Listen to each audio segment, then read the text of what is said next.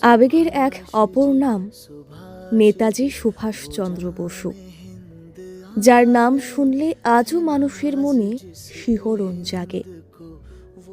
যারা রোজ একটু একটু করে মরে যাচ্ছিলেন সব দিক দিয়ে, তাদের প্রাণে নতুন করে বাঁচার আশা জুগিয়েছিলেন তিনি।